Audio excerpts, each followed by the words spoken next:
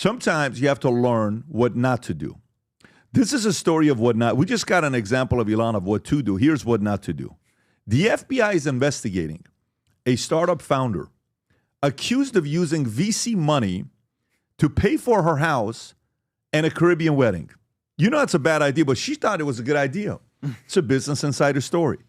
Shiloh Lucky, great name. Founder and CEO, is this her, Rob? Yep. Founder and former CEO of Compilant, an LA-based tax compliance startup that raised more than $13 million from top venture capitalists. It's under criminal investigation for alleged security and bank fraud, according to court filings.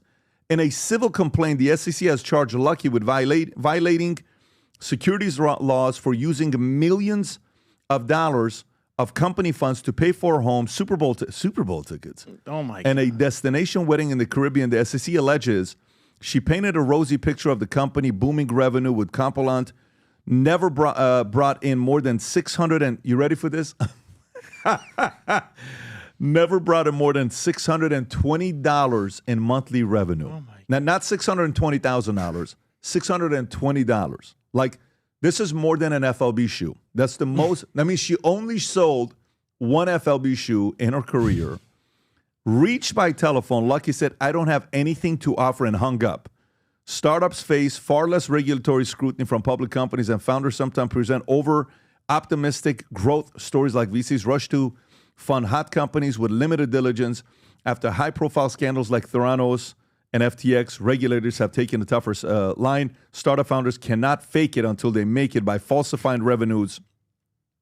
Metrics, SEC Regional Director Monique Winkler said, including the 7-year prison sentence for Charlie Javis and fraud. Anyways, a bunch of different people on top of this. So here's a question. Tom, you've been part of $2.2 billion of exits, raising money. You got a bunch of deal toys in your office, and you've done a bunch of different things. How the hell do you, one, do something this stupid, and how do you as an investor fall for somebody like her? Well, first of all, once the investors made their investment, there's a board involved.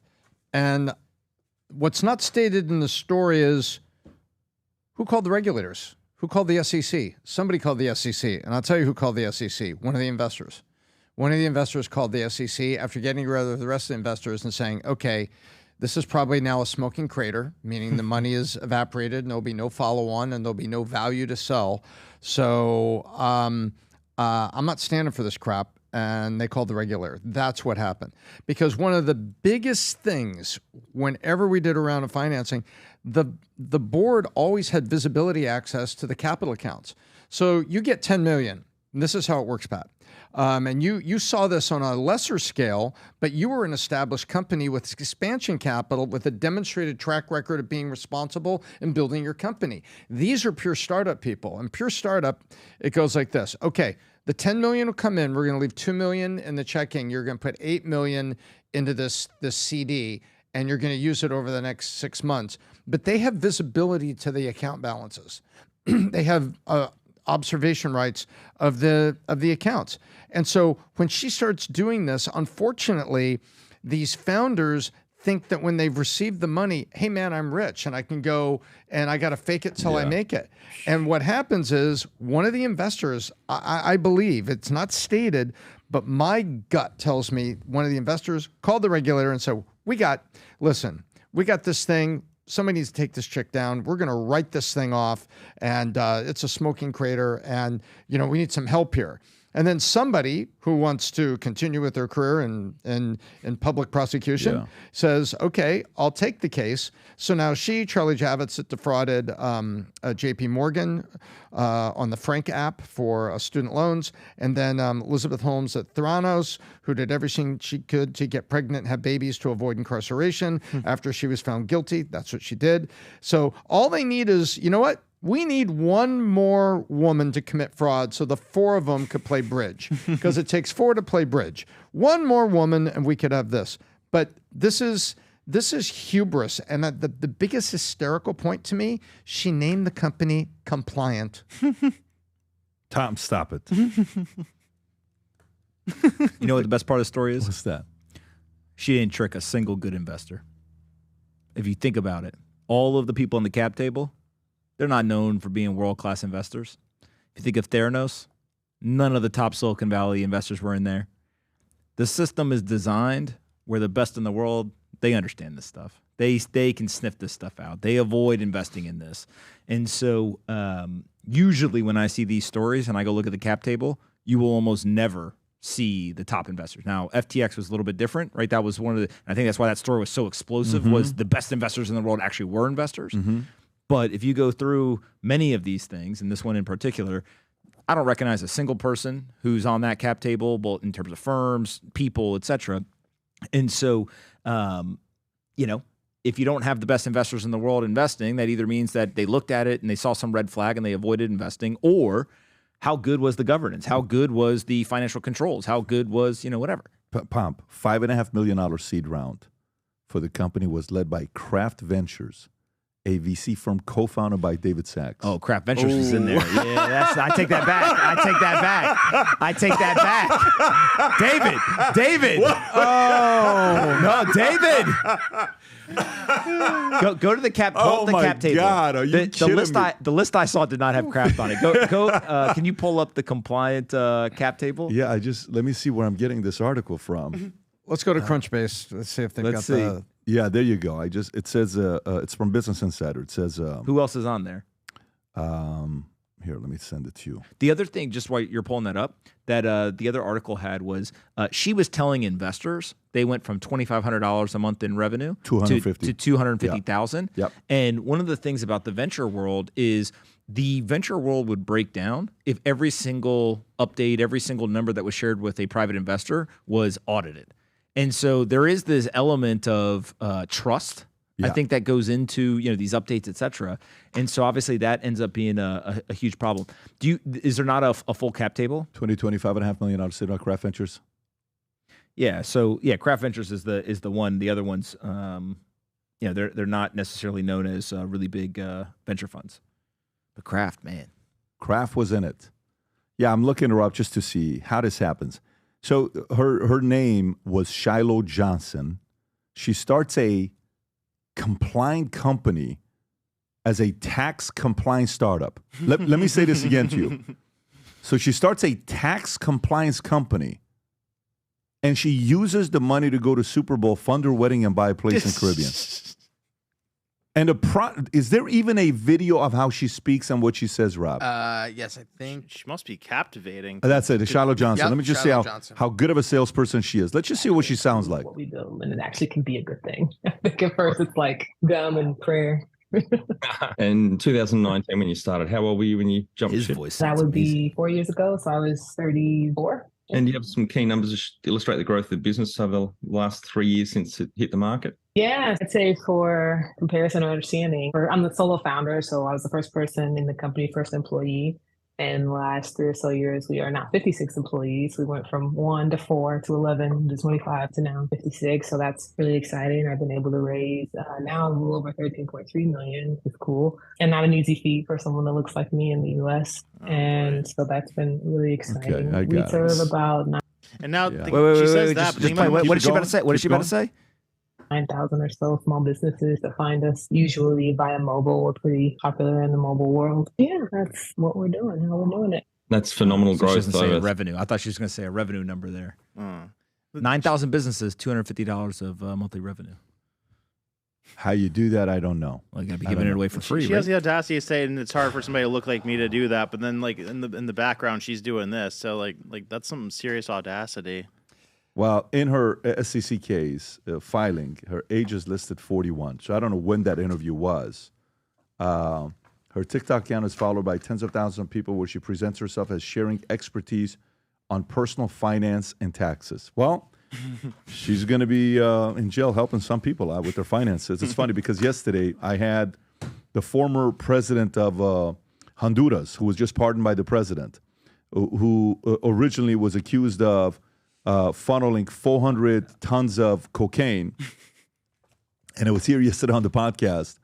And we did a 2-hour interview. And by the way, the audience, this is the guy that they're saying, how the hell does Trump's administration pardon a drug cartel that took money from El Chapo, and his brother even build cocaine with another guy named El Cinco and another guy named El Rojo that he was friends with the block of cocaine, had his brother's initial on it, TH, Tony Hernandez. Anyways, he's going to make... Why are you laughing, Tom? You can't make this up. I'm telling you his story. You're judging this guy. This guy's been away from his family all this time. You think this is funny stuff. He's been in prison. And by the way, where I'm going with this is he was in prison with SBF, right? With SBF. Yeah. You know, I said, so who were you in prison with? He said, I was in prison with, Sam Bankman-Fried. And every day for a year and a half, they became good friends, and Sam helped him out with his case. I said, who else were you in prison with? He says, I was in prison with a major producer. You guys know his name. He's a very big mogul. He's a music mogul. Diddy. I said, Diddy? He says, yes, Diddy. I was in prison with Diddy. As you were in prison with Diddy? How long? It says 2 months. I said, what stories do you have with him? I used to tell him one time he was getting mad with another person over what TV station to watch the news, and they were fighting. I said, it's not worth it. Just pick your battles. Pick your fights. I said, he was probably watching a documentary is what he was doing. And then he says, there was this other rapper. His name is Robert 6ix9ine. I said, Robert 6ix9ine? No way. Yeah, I said, Tekashi 6ix9ine? He said, by the way, the stories were insane. So, Shiloh, you're about to go have similar stories. Can you imagine them all hanging out? What is that? I mean, the stories you're going to come out Diddy, SBF, Juan, Tekashi 6ix9ine. Hang on. I have an idea. What TV station to watch? You do the SBF. You do the money. I got the drugs. You make a record label. Let's make a comeback. All we got to be is pardoned. There was a song like that back. I'll be right back. What does it say? I've got the brains. You've got the looks. Let's make lots of money. Who sang that song? All we need is a Honduran guy. Yeah, I don't know who it was, but it's actually a very interesting interview that'll come out here tomorrow. So stay tuned for that. Man, what a rough situation with this Shiloh girl. Poor girl looking Pet like Shop that. Boys. Yeah, Pet Shop Boys. Is that what it was? Yeah. Pet Shop Boys. Yeah. I've got the brains. I'll stop singing, but it's a good song. It's a good song. All right. Every time I'm at this campus and I'm in my conference room and I look to my left and I see 15 people walking to the other building, they're getting a tour. That means we've hired 15 new people, okay? And last week we had 10 new hires that we had 45 job openings. Right now we have 35 job openings. We are hiring. If you're somebody highly qualified, you're educated, you're hungry, you want to be part of something that you want to go on a run for 20 years, a lot of people, if you just watch us, you think it's a podcast. And by the way, you may have a son, a daughter, a friend, somebody that's fully qualified that wants to be part of something and bring their talent to us. Not an easy place to work. You know, we work very, very hard at a place like this. But if you think this is just a podcast, I want you to watch this clip to give you a little bit of a glimpse, and then I'll give you a link to go apply for the 35 job openings that we have right now. Go ahead, Rob.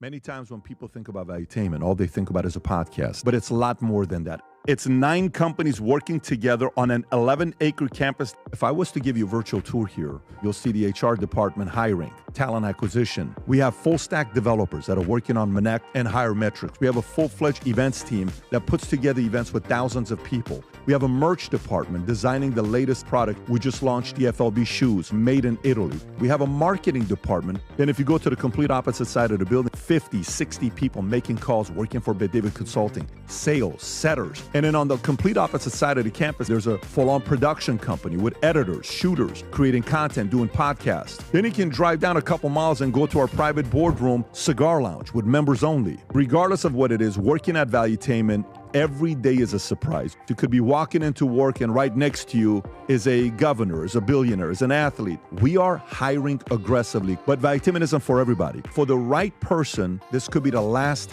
company you ever work for. So if you're watching this and you want to learn more, go to vt.com/careers and apply now. There you go. Go to vt.com/careers and apply now. Rob, if we can put the link below as well, that will be wonderful. Okay. Can I say something about the people I met here? Please, go for it. Excellent. A+. Every single person. High energy, smart. And I ask every place I go, I ask them, what's it like working here? What's the best part? What's the worst part? And the woman that I was just talking with, you know what she told me? She said, it's great to have a leader who's pushing forward. There's a movement. You feel like you're contributing, but it's fun as well. It's very rare where you can work really hard and have fun. I love that. Yeah. Well, I appreciate you for saying that. Yeah. And whoever said that, can we I might apply.